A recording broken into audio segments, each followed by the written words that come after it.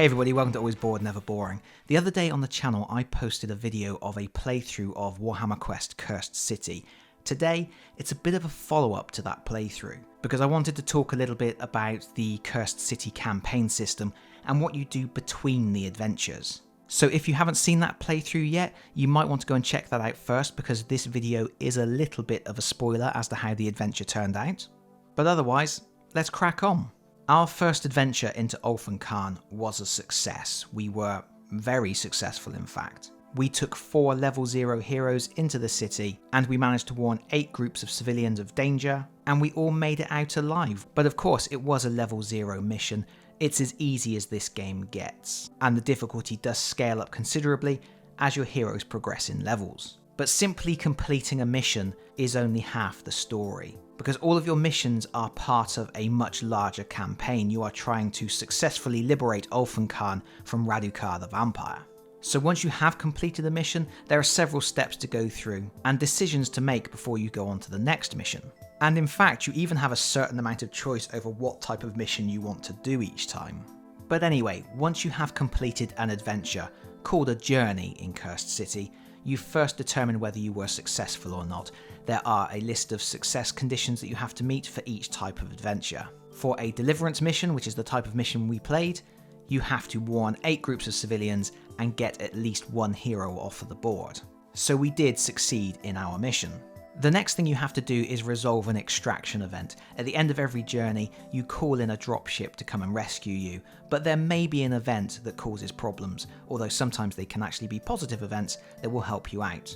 There's a chart in the rules book. You simply roll a d12 and consult that chart to see what has happened. We have rolled a 2. Looking at the chart, it says the Adamant, which is the dropship that came to rescue us, is forced to perform high-speed evasive maneuvers to escape, causing valuable items to fall overboard. Discard each treasure card that each hero has, including those in bags. That is a really bad event. So here's the thing, as you play an adventure, your heroes will inspire, which makes them more powerful, and they will accumulate treasure and Realmstones. Once a mission has ended, they lose that inspiration. They go back to being standard fighters again. They will need to do awesome things in the heat of battle before they inspire once more. But they also recover all of their wounds and cure any ailments they have. Really, the only things they get to keep from the adventure are the treasure cards they have found and the Realmstones they have found. But this particular event has forced us to discard all of the treasure cards. So things like the glow sand hourglass that we found and saved to use in a subsequent mission, those are gone. And that's not ideal, because we didn't even find a lot of Realmstone on this particular mission either. But we'll talk more about that in a moment. Next up, we have to determine survival for any heroes that were taken out of play. We were fortunate none of our heroes were taken out of play, but if they had been, we would roll that d12 for each of them. Normally, if you roll a 1, they die. If you roll any other result, they survive. However, if they also had an ailment, like being diseased, you subtract 1 from your result, so they would actually die on a 1 or a 2. So there is a possibility that heroes will die. There are 8 heroes in the game, and you have access to all of them at the start of any mission, except the dead ones. If at any point you do not have enough heroes left to take a full complement of heroes into Ulfenkarn, the campaign is over, you have lost. In other words, you can afford to lose 4 heroes. But we're fine, we don't have to roll for that. Next up, we would remove any wounds or ailments that any of our heroes have, and we would have an opportunity to pool our resources, gather our Realmstones together, hand out treasure cards to other people, and do all that sort of stuff. After doing that, we resolve the consequences of our success or failure on the journey. Here we have the Ulfenkarn in Peril tracker, and this tracks the overall state of your campaign. And there are 3 distinct pieces of information that are tracked here. 1 is the level of fear in the city, 1 is the level of influence that Radukar has over the city, and then you have 5 tombstones, each representing either Radukar or one of Radukar's henchmen. And each time you undertake a mission to kill one of those villains, you will place a tombstone over the relevant space on the tracker. Once you have all 5 tombstones on the tracker, you have completed the campaign.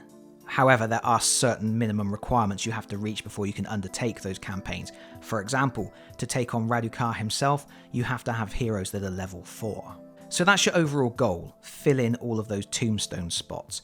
But while you are doing that, you always have to be aware of the level of fear and the level of influence. If either of those values reaches 10, then you have lost the campaign. So there are 3 distinct ways in which you can lose. You can lose if at any point you only have 3 heroes that can go on a mission, you lose if the fear value reaches 10, and you lose if the influence value reaches 10. But successfully completing certain types of missions will allow you to adjust the fear trackers. We completed a deliverance mission and we did so successfully. The whole idea of a deliverance mission is you are going into the city, helping the civilians and trying to warn them of danger. As a result, because we were successful in that aim, we are allowed to reduce the fear level by 2. So that goes down to 3. However, regardless of the outcome of this mission, whether we won or lost, Radukar's influence grows, and the influence level goes up by 1. And this is a constant push and pull between the different types of missions. Sometimes you will go on a mission to reduce the level of influence, but as a result, Radukar puts more pressure on the civilians and the fear level goes up. Sometimes you will go to reduce the fear level, but while you are doing that and while you are helping the civilians, you are giving Radukar time to build his influence again. So you have to carefully balance those numbers all the time, bearing in mind that quite often if you undertake a mission and you fail, these trackers are going to go up anyway. But nevertheless, after our successful completion of a deliverance mission, fear is at 3, influence is at 7, and we do not get to place a tombstone because even though we did defeat Halgrim and Gorslav on our adventure, we only took them out of commission for a few moments. They will regain their strength and come back to fight us again. We have to go on a special decapitation mission in order to kill them for good. And as I mentioned, you have to be a certain level in order to do that. Which leads me to the next step in the process, experience points. Each hero starts at level 0 with no experience. Every hero that goes on a successful journey will gain an experience token, which look like this. So after our deliverance mission, all 4 of our heroes will gain one of those silver tokens. The next time they go on a mission, if they are successful again, all of those silver tokens upgrade to gold tokens, which look like this.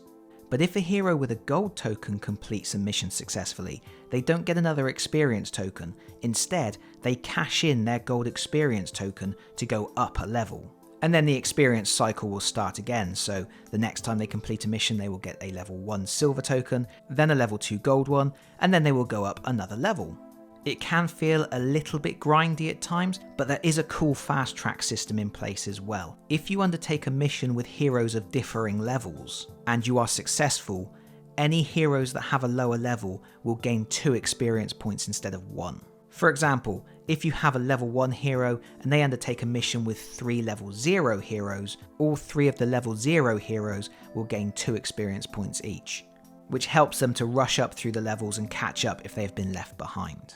And the levels do 2 things. First of all, they unlock those boss battles, but also they grant heroes extra traits.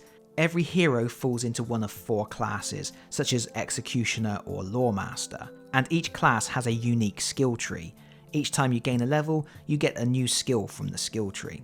And I say skill tree, but it is a linear path. It's not really a branching tree structure. It is just a step-by-step incremental increase in your abilities. For example, Dagnai here is a Stalwart, and here is the Stalwart traits card. You can see that at level 0, there are no additional traits. That's the level we're at the moment.